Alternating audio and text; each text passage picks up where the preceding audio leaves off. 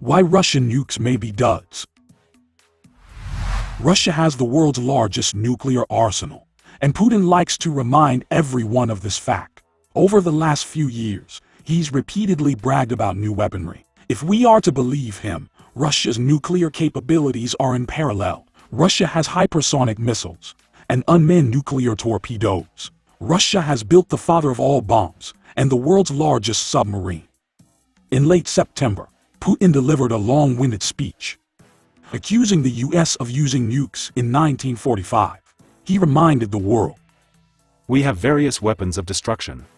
We will use all the means available to us. I'm not bluffing." Joe Biden immediately called Putin's not bluff. America and its allies are not going to be intimidated. America is fully prepared to defend every single inch of NATO territory. Mr. Putin, don't misunderstand what I'm saying. Every inch. So, is nuclear war imminent yet again?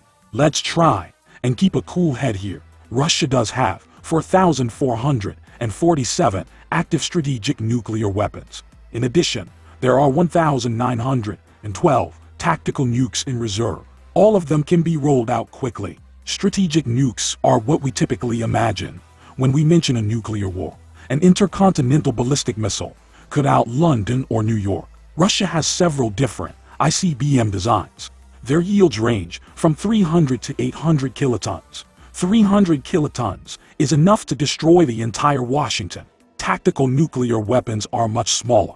These can be packed into artillery shells or truck-launched rockets. They're limited in range to about 1,000 miles. Tacticals also have a much smaller yield, between 1 and 50 kilotons.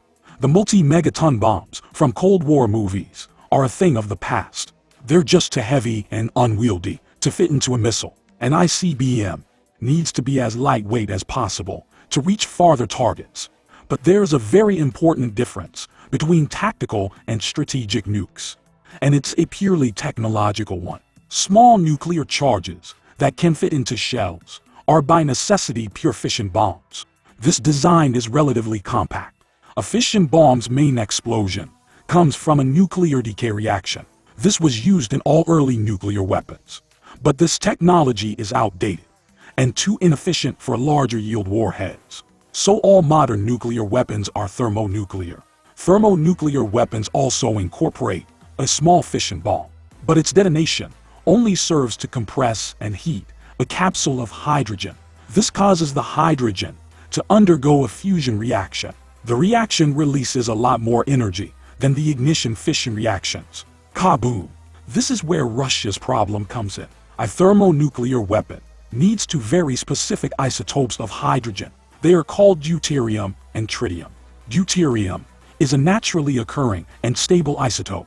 It can be easily extracted from water, but tritium is highly radioactive, and it has a half-life of only 12.5 years.